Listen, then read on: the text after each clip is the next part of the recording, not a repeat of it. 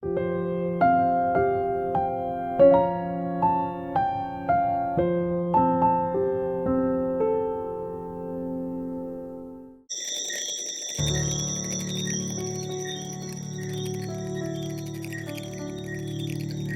striking fulfillment of prophecy. This prophecy was remarkably fulfilled in the history of France during the Revolution in 1793. France stands apart in the world's history as the single state which, by the decree of her legislative assembly, declared that there was no God. The entire population of the capital and a great majority elsewhere, women as well as men, danced and sang with joy in accepting the announcement. France also revealed the characteristics that distinguished Sodom. The historian presents together the atheism and the loose sexuality of France.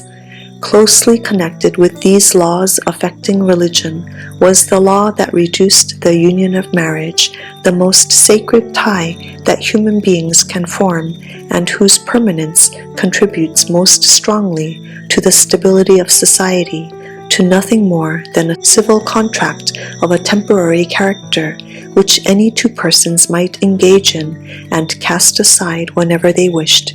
Sophia Arnold, an actress famous for saying witty things, described marriage in that era as the sacrament of adultery. Enmity against Christ. Where also our Lord was crucified, this was also fulfilled by France. In no other country did the truth have more cruel opposition. In the persecution heaped on those who took their stand for the gospel, France had crucified Christ in the person of his disciples. Century after century, the blood of the saints had been shed, while the Waldenses laid down their lives on the mountains of Piedmont for the testimony of Jesus Christ. The Albigenses of France had given a similar witness. The disciples of the Reformation had been put to death with horrible tortures. King and nobles, high-born women and delicate maidens had feasted their eyes on the dying agonies of the martyrs of Jesus. The brave Huguenots had poured out their blood on many a hard-fought battlefield. Protestants had been hunted down like wild beasts. The few descendants of the ancient Christians who remained in France in the 18th century, hiding away in the mountains of the south, still cherished the faith of their fathers. They were dragged away to lifelong slavery in the galleys. The most refined and intelligent of the French were chained in horrible torture among robbers and assassins. Others were shot down in cold blood as they fell on their knees in prayer. Their country, laid waste with the sword, the axe, and the stake, was converted into one vast, gloomy wilderness. These atrocities took place in no dark age, but in the brilliant era of Louis XIV. Science was then cultivated, literature flourished, the clergy of the royal court and the capital were educated, and eloquent men who made a great show of the graces of meekness and charity. The most horrible of crimes, but most horrible among the terrible deeds of the dreadful centuries, was the St. Bartholomew massacre. The King of France, urged on by priests and church officials, gave his permission. A bell, tolling in the middle of the night, was a signal for the slaughter. Protestants by the thousands, sleeping in their homes, trusting the honor of their king, were dragged out and murdered. For 7 days the massacre continued in Paris. By the king's order it was extended to all towns where Protestants were found. Noble and peasant, old and young, mother and child were cut down together. Throughout France, 70,000 of the nation's best citizens died. When the news of the massacre reached Rome, the rejoicing among the clergy knew no limits. The Cardinal of Lorraine rewarded the messenger with 1,000 gold coins. The cannon of St. Angelo thundered out a joyous salute. Bells rang out from every steeple. Bonfires turned night into day. and Pope Gregory XIII, accompanied by the cardinals and other church dignitaries, went in long procession to the Church of St. Louis, where the Cardinal of Lorraine chanted a Te Deum. A medal was struck to commemorate the massacre.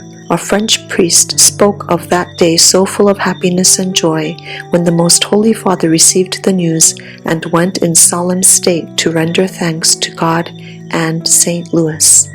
The same master spirit that urged on the St. Bartholomew massacre led in the scenes of the Revolution. Jesus Christ was declared an impostor, and the cry of the French infidels was, "Crush the wretch," meaning Christ. Blasphemy and wickedness went hand in hand. In all this, France paid homage to Satan, while Christ, in his characteristics of truth, purity, and unselfish love, was crucified.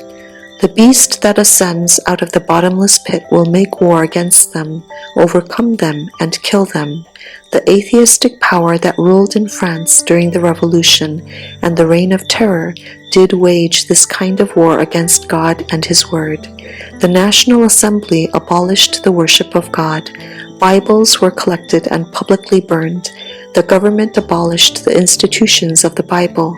It set aside the weekly rest day, and in its place the people devoted every 10th day to unholy celebrations.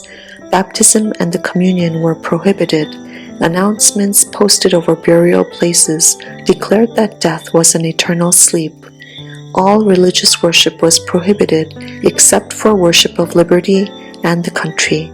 The constitutional bishop of Paris was brought forward to declare to the convention that the religion which he had taught so many years was, in every respect, a piece of priestcraft that had no foundation either in history or sacred truth. In solemn and explicit terms, he denied the existence of the God to whose worship he had been consecrated. And those who dwell on the earth will rejoice over them, make merry, and send gifts to one another, because these two prophets tormented those who dwell on the earth. Infidel France had silenced the condemning voice of God's two witnesses. The word of truth lay dead in her streets, and those who hated God's law were joyful. People defied the King of Heaven publicly.